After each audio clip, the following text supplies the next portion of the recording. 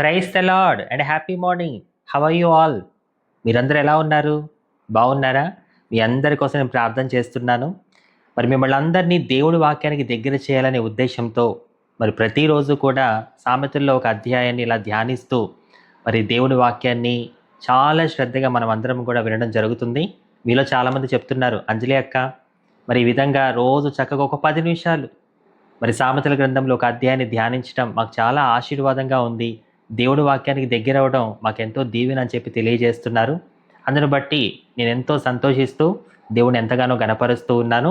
మరి ఈ వీడియోని మీరు అనేకులకు షేర్ చేసి వాళ్ళు కూడా దేవుడి వాక్యం వినేలా ఎంకరేజ్ చేయండి. దేవుడి పని మీరు చేస్తే మీ పని ఆయన చేస్తాడు. అండ్ లాస్ట్లో మీ అందరికీ నేను ఒక ప్రశ్న అడుగుతాను. ఆ ప్రశ్నకి జవాబు మీలో ఎవరు చెప్తారో చూద్దాం. చాలామంది ప్రతిరోజు నేను అడిగే ప్రశ్నలకి చక్కగా కామెంట్ బాక్స్లో తెలియజేస్తున్నారు. మిమ్మల్ని అందరినీ అభినందిస్తున్నాను. దేవుడి వాక్యం పట్ల మీకున్న శ్రద్ధ చాలా గొప్పది. దేవుడు ఖచ్చితంగా మిమ్మల్ని గుర్తుపెట్టుకుంటాడు. అండ్ లాస్ట్లో మీ అందరి కోసం నేను ప్రేయర్ చేస్తాను. ఆ ప్రార్థనలో మీరందరూ ఖచ్చితంగా ఏకీభవించండి. మరి ఇంకా ఆలస్యం చేయకుండా సామెతలతో సమస్త జ్ఞానాన్ని సంపాదించుకుందాం పదండి. ఈరోజు మనం ధ్యానించబోతున్న అధ్యాయం సామెతల గ్రంథం 12వ అధ్యాయం. శిక్షను ప్రేమించువాడు జ్ఞానమును ప్రేమించువాడు, గద్దింపును అసహించుకునేవాడు పశుప్రాయుడు. సత్పురుషునికి యెహోవా కటాక్షము చూపును, దురాలోచనలు గలవాడు నేరస్తుడని ఆయన తీర్పు తీర్చును.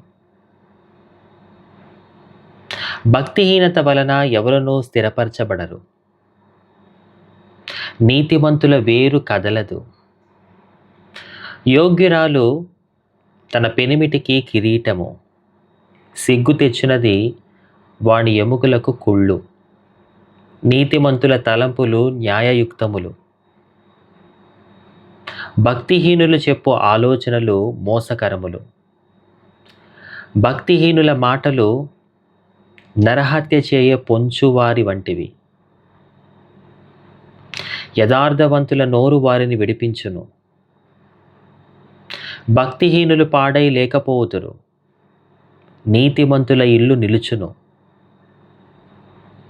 ఒక్కొక్క మనుషుడు తన వివేకము కొలది పొగడబడును, కుటిల చిత్తుడు తృణీకరింపబడును. ఆహారము లేకయున్నను తనను తాను పొగుడుకొను వాని కంటే దాసుడు గల అల్పుడు గొప్పవాడు. నీతిమంతుడు తన పశువుల ప్రాణమును దయతో చూచును, భక్తిహీనుల వాత్సల్యము క్రూరత్వమే. తన భూమిని సేద్యపరచుకుని వానికి ఆహారము సమృద్ధిగా కలుగును. వ్యర్థమైన వాటిని అనుసరించువాడు బుద్ధి లేనివాడు. భక్తిహీనులు చెడ్డవారికి దొరుకు దోపుడు సొమ్మును ఆపేక్షించుదురు, నీతిమంతుల వేరు చిగుర్చును. పెదవుల వలన దోషము అపాయకరమైన ఉరి, నీతిమంతుడు ఆపదను తప్పించుకొనును.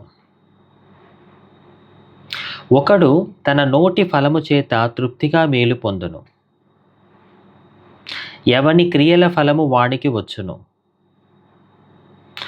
మూఢుని మార్గము వాని దృష్టికి సరి అయినది, జ్ఞానము గలవాడు ఆలోచనను అంగీకరించును. మూఢుడు కోపపడునది నిమిషములోనే బయలుపడును, వివేకి నిందను వెల్లడిపరచక యూరకుండును. సత్యవాద ప్రియుడు నీతిగల మాటలు పలుకును, కూట సాక్షి మోసపు మాటలు చెప్పును. కత్తిపోటు వంటి మాటలు పలుకువారు కలరు, జ్ఞానుల నాలుక ఆరోగ్యదాయకము. నిజమాడు పెదవులు నిత్యము స్థిరమయుండును, అబద్ధమాడు నాలుక క్షణమాత్రమే యుండును. కీడు కల్పించువారి హృదయములో మోసము కలదు, సమాధాన పరచుటకై ఆలోచన చెప్పువారు సంతోషభరితులగుదురు. నీతిమంతునికి ఏ ఆపదయు సంభవింపదు, భక్తిహీనులు కీడుతో నిండియుందురు. అబద్ధమాడు పెదవులు యెహోవాకు హేయములు, సత్యవర్తనులు ఆయనకిష్టులు. వివేకి అయిన వాడు తన విద్యను దాచిపెట్టును,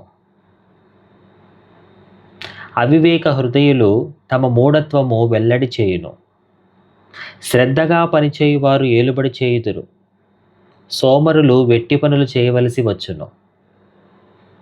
ఒకని హృదయములోని విచారము దాన్ని కృంగజేయును, దయగల మాట దాన్ని సంతోషపెట్టును.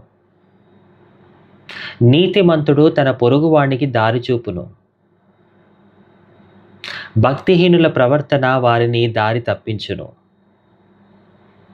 సోమరి వేటాడినను పట్టుకొనడు, చురుకుగా నుండుట గొప్ప భాగ్యము. నీతి మార్గమునందు జీవము కలదు, దాని త్రోవలో మరణమే లేదు. దేవుడు ఈ మాటల్ని మన హృదయములో భద్రపరచునుగాక. ప్రార్థన చేసుకుందాం. Let's pray. అందరూ ప్రార్థనలు ఏకీభవించండి. గొప్ప దేవుడైన యేసయ్య, నీకు వందనాలు నాయన. మరి మా దినాన్ని ఇలా నీ వాక్య ధ్యానంతో ప్రారంభించడానికి మాకు ఇచ్చిన ఈ శ్రేష్టమైన సమయానికే నీకు స్తోత్రములు. మరి వాళ్ళ 12వ రోజు సామెతల గ్రంథంలో 12వ అధ్యాయాన్ని మేము ధ్యానించాం తండ్రి. మరి ఈ అధ్యాయం ద్వారా మరి నిజమే మాట్లాడాలి, అబద్ధాలు మాట్లాడుకోకుండా ఉండాలి, మా నోటి నుంచి అన్ని సత్యాలే రావాలి నాయన. అబద్ధమాడే సందర్భాలు రాకుండా సహాయం చేయండి తండ్రి.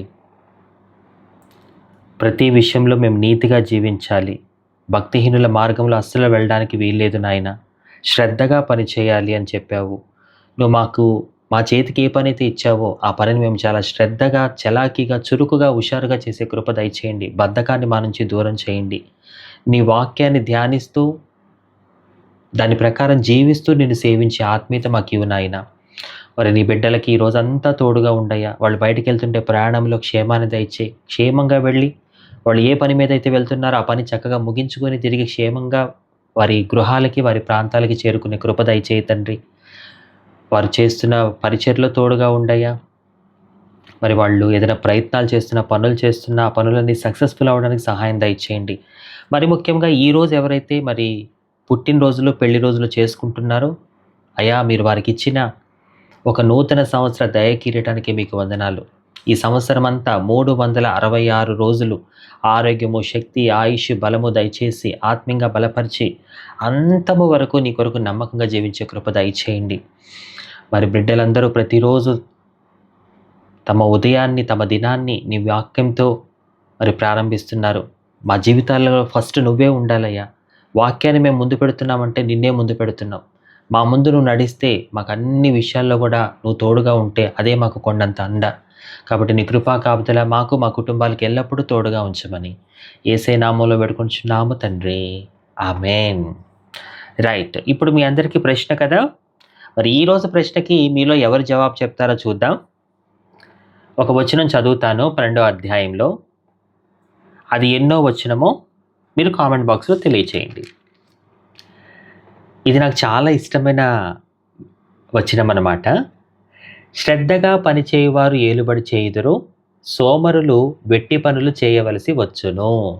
సో ఈ వచనం సామెతల గ్రంథం 12వ అధ్యాయంలో ఎన్నో వచనమో కామెంట్ బాక్స్లో తెలియచేయండి.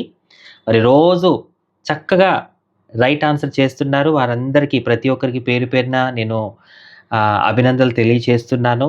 మరి దేవుడు ఇంకా మీకు సమృద్ధి వాక్య జ్ఞానంతో మిమ్మల్ని నింపాలి. మీరు వాక్య జ్ఞానాన్ని ఎంత నింపుకుంటారో అంతగా దేవుడి కృపను మీరు మీ జీవితాల్లో చూస్తారు.